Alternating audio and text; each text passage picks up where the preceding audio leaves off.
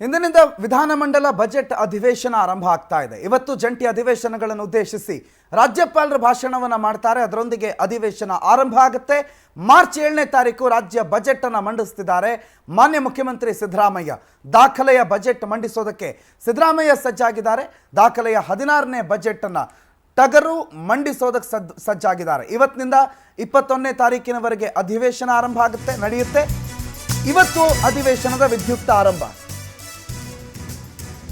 ಜಂಟಿ ಅಧಿವೇಶನವನ್ನು ಉದ್ದೇಶಿಸಿ ರಾಜ್ಯಪಾಲ ತಾವರ್ಚಂದ್ ಗೆಹ್ಲೋಟ್ ಇವತ್ತು ಮಾತನಾಡ್ತಾರೆ. ಮೊದಲ ದಿನವೇ ಸರ್ಕಾರದ ಮೇಲೆ ಸವಾರಿ ಮಾಡೋದಕ್ಕೆ ಪ್ಲಾನ್ ಕೂಡ ನಡೀತಿದೆ. ಸರ್ಕಾರದ ವಿರುದ್ಧ ಮುಗಿಬೀಳೋದಕ್ಕೆ ವಿಪಕ್ಷಗಳ ಅಸ್ತ್ರವನ್ನು ರೆಡಿ ಮಾಡಿಕೊಂಡಿವೆ. ಆದರೆ ವಿಪಕ್ಷಗಳು ರೆಡಿ ಮಾಡಿಕೊಂಡಿರುವ ಅಸ್ತ್ರಗಳಿಗೆ ಪ್ರತ್ಯಸ್ತ್ರ ಹೂಡೋದಕ್ಕೆ ಆಡಳಿತಾರೂಢ ಕಾಂಗ್ರೆಸ್ ಕೂಡ ಸಿದ್ಧ ಆಗಿದೆ. ಒಟ್ಟಾರೆ ಆಡಳಿತ ಮತ್ತು ವಿಪಕ್ಷಗಳ ವಾಗ್ಯುದ್ಧಕ್ಕೆ ಈ ಬಾರಿಯ ಸದನ ಸಾಕ್ಷಿಯಾಗತ್ತೆ. ಭರ್ಜರಿಯಾಗಿ ಕಾವೇರುತ್ತೆ ಈ ಬಾರಿಯ ವಿಧಾನಮಂಡಲ ಅಧಿವೇಶನ. ಎಲ್ಲ ರೀತಿಯ ಹೋರಾಟಕ್ಕೆ ಬಿಜೆಪಿ ಮತ್ತು ಜೆಡಿಎಸ್ ಸಿದ್ಧತೆ ಮಾಡಿಕೊಂಡಿದ್ರೆ ವಿಪಕ್ಷಗಳ ಆರೋಪ ಮತ್ತು ವಿಪಕ್ಷಗಳ ಟೀಕೆಗಳನ್ನು ಎದುರಿಸೋದಕ್ಕೆ ಮತ್ತು ಸಮರ್ಥವಾಗಿ ಅವರಿಗೂ ಉತ್ತರಿಸೋದಕ್ಕೆ ಆಡಳಿತ ಪಕ್ಷ ಕೂಡ ಸಿದ್ಧತೆಗಳನ್ನು ಮಾಡಿಕೊಂಡಿದೆ. ಒಟ್ಟಾರೆ ವಿಧಾನಮಂಡಲ ಅಧಿವೇಶನ ಇವತ್ತಿನಿಂದ ಆರಂಭ ಆಗುತ್ತೆ. 21ನೇ ತಾರೀಕಿನವರೆಗೂ ಕೂಡ ಅಧಿವೇಶನ ನಡೀಲಿಕ್ಕಿದೆ. ಹಲವು ಪ್ರಮುಖ ಬಿಲ್ಗಳನ್ನು ಮಂಡನೆ ಮಾಡಲಿಕ್ಕಿದ್ದಾರೆ. ಅದರ ಜೊತೆಗೆ 2025-26ನೇ ಸಾಲಿನ ಬಜೆಟ್ ಕೂಡ 7ನೇ ತಾರೀಕು ಮಂಡನೆ ಆಗುತ್ತೆ. ಬಜೆಟ್ ಅಧಿವೇಶನದ ಸಕಲ ಸಿದ್ಧತೆಗಳನ್ನು ನಿನ್ನೆ ಸ್ಪೀಕರ್ ಸೇರಿದಂತೆ ಎಲ್ಲರೂ ಕೂಡ ಪರಿಶೀಲನೆ ಮಾಡಿದ್ದಾರೆ. ಅದರ ಜೊತೆಗೆ ಇವತ್ತು ಬೇರೆ ಬೇರೆ ಹೊಸ ವಿನೂತನ ಬದಲಾವಣೆಗಳ ಜೊತೆಗೆ ಬಜೆಟ್ ಅಧಿವೇಶನ ಆರಂಭ ಆಗ್ತಾ ಇದೆ. ಈ ಬಾರಿ ಬಜೆಟ್ನಲ್ಲಿ ರಿಕ್ಲೈನರ್ ಚೇರ್ಗಳ ಪರಿಚಯ ಮಾಡಲಾಗಿದೆ. ಮಧ್ಯದ ಸಂದರ್ಭದಲ್ಲಿ ಅಂದರೆ ಸದನದ ವಿರಾಮದ ಸಂದರ್ಭದಲ್ಲಿ ಶಾಸಕರು ಎಲ್ಲೆಚ್ಚುಗೋಗಿ ಮಲ್ಕೊಂಡು ಸದನವನ್ನು ತಪ್ಪಿಸ್ಕೊಳ್ಳುವಂಥ ಸಾಧ್ಯತೆಗಳಿರೋದ್ರಿಂದ ಅದನ್ನು ತಪ್ಪಿಸಾಕಬೇಕು. ಹಾಗಾಗಿ ಅವ್ರಿಗೆ ಸದ್ಯಕ್ಕೆ ರೆಸ್ಟಿಂಗ್ ಅವಕಾಶವನ್ನು ಇಲ್ಲೇ ಮಾಡಿಕೊಡ್ಬೇಕು ಅನ್ನುವಂಥ ಹಿನ್ನೆಲೆಯಲ್ಲಿ ರಿಕ್ಲೈನರ್ ಚೇರ್ಗಳನ್ನು ಕೂಡ ಬಳಕೆ ಮಾಡ್ತಿದ್ದಾರೆ. ಅದರ ಜೊತೆಗೆ ಬ್ರೇಕ್ಫಾಸ್ಟು ಊಟದ ವ್ಯವಸ್ಥೆಯನ್ನು ಕೂಡ ಮಾಡಿಕೊಡಲಾಗಿದೆ.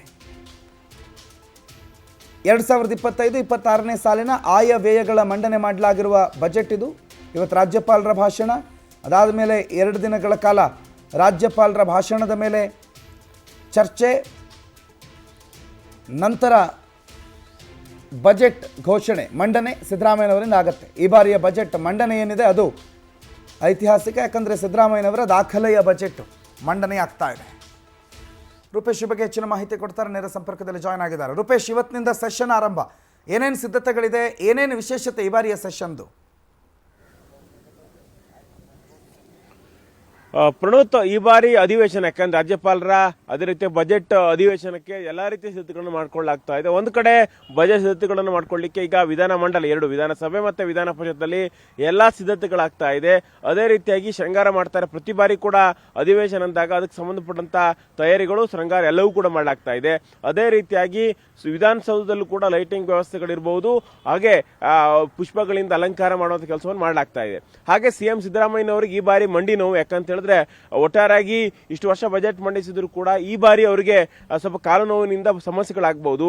ಹೀಗಾಗಿ ಸಿಎಂ ಸಿದ್ದರಾಮಯ್ಯನವರು ಈಗ ವೀಲ್ ಚೇರ್ ನಲ್ಲೇ ವಿಧಾನಸೌಧಕ್ಕೆ ಬರ್ತಾರೆ. ಅದಾದ ಬಳಿಕವಾಗಿ ಅವರಿಗೆ ವಿಶೇಷವಾಗಿರ್ತಕ್ಕಂಥ ಆಸನ ವ್ಯವಸ್ಥೆಯನ್ನು ಕೂಡ ಮಾಡಲಾಗ್ತದೆ ಅಂತ ಹೇಳಿ ವಿಚಾರಗಳು ಬರ್ತಾ ಇದೆ. ಅದೇ ರೀತಿಯಾಗಿ ವೀಲ್ ಚೇರ್ ಒಳಗಡೆ ಹೋಗಬೇಕಾದ್ರೆ ಕೆಂಗಾಲ್ ಗೇಟ್ ಬಳಿ ಮೆಟ್ಟಿಲು ಹತ್ತು ಹೋಗಬೇಕು, ಸಮಸ್ಯೆ ಆಗ್ತಾ ಇತ್ತು. ಹೀಗಾಗಿ ಸಿಎಂ ಸಿದ್ದರಾಮಯ್ಯ ವಿಧಾನಸಭಾ ಪ್ರವೇಶಕ್ಕೆ ವಿಶೇಷವಾಗಿರ್ತಕ್ಕಂಥ ರ್ಯಾಂಪ್ ವ್ಯವಸ್ಥೆಯನ್ನು ಕೂಡ ಮಾಡಿದ್ದನ್ನು ಗಮನಿಸಿಕೊಂಡಿದ್ದೇವೆ. ಇದೇ ರ್ಯಾಂಪ್ ಮೂಲಕವಾಗಿ ಸಿಎಂ ಸಿದ್ದರಾಮಯ್ಯ ವಿಧಾನಸೌಧಕ್ಕೆ ಬರ್ತಾರೆ. ಇವತ್ತು ಸದನವನ್ನು ನೋಡಬೇಕಾದ್ರೆ ಇವತ್ತು ರಾಜ್ಯಪಾಲರ ಭಾಷಣ ಇರುತ್ತೆ. ಹೀಗಾಗಿ ರಾಜ್ಯಪಾಲರ 11 ಗಂಟೆಗೆ ಅವ್ರನ್ನ 10:55ಕ್ಕೆ ರಾಜ್ಯಪಾಲರನ್ನ ವಿಧಾನಸೌಧಕ್ಕೆ ವೆಲ್ಕಮ್ ಮಾಡಲಾಗುತ್ತೆ. ಆ ಸಂದರ್ಭದಲ್ಲಿ ಸಿಎಂ ಸಿದ್ದರಾಮಯ್ಯನವರು ಸಭಾಪತಿಯಾಗಿರ್ತಕ್ಕಂಥ ಬಸವರಾಜ ಹೊರಟ್ಟಿ, ಅದೇ ರೀತಿಯಾಗಿ ಸ್ಪೀಕರ್ ಯುಟಿ ಖಾದರ್ ಇರ್ತಾರೆ. ಅವ್ರನ್ನ ಸಕಲ ಸರ್ಕಾರಿ ಗೌರವದೊಂದಿಗೆ ಅವ್ರನ್ನ ವಿಧಾನಸೌಧ ಬೃಹತ್ ಮೆಟ್ಟಿಲುಗಳಿಂದ ಅವ್ರನ್ನ ವಿಧಾನಸಭೆಗೆ ಅವ್ರಿಗೆ ವೆಲ್ಕಮ್ ಮಾಡಲಾಗುತ್ತೆ. ಅದಾದ ಬಳಿಕವಾಗಿ ರಾಜ್ಯಪಾಲರು ಸರ್ಕಾರ ಸಾಧನೆಗಳು, ಮುಂದಿನ ಯೋಜನೆಗಳೆಲ್ಲ ಕುರಿತಂತೆ ಸಮಗ್ರವಾಗಿ ಭಾಷಣವನ್ನು ಮಾಡ್ತಾರೆ. ಇದು ಒಂದು 40 ನಿಮಿಷದಿಂದ 1 ಗಂಟೆವರೆಗೂ ಕೂಡ ಭಾಷಣಗಳು ಮುಂದುವರಿಬಹುದು.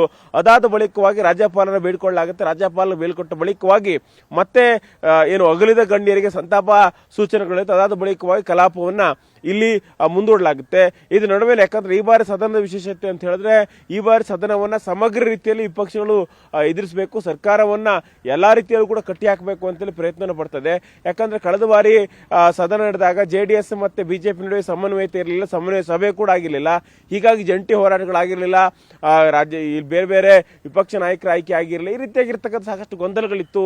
ಹೀಗಾಗಿ ಗೊಂದಲಗಳ ನಡುವೆ ಸಾಕಷ್ಟು ಸಮಸ್ಯೆಗಳಾಗ್ತಾ ಇತ್ತು. ಹೀಗಾಗಿ ಈ ಬಾರಿ ಆ ಗೊಂದಲಕ್ಕೆ ಅವಕಾಶ ಮಾಡಿಕೊಡಬಾರ್ದು, ಈ ನಿಟ್ಟಿನಲ್ಲಿ ಪ್ರಯತ್ನವನ್ನು ಪಡಲಾಗ್ತಾ ಇದೆ. ಹೀಗಾಗಿ ಈ ಬಾರಿ ಯಾವುದೇ ರೀತಿ ಗೊಂದಲ ಇಲ್ಲದ ಹಾಗೆ ಜಂಟಿಯಾಗಿ ಬಿಜೆಪಿ JDS ಹೋರಾಟ ಮಾಡಬೇಕು ಅಂತಲೇ ಹೊರಟ್ಕೊಂಡಿದೆ.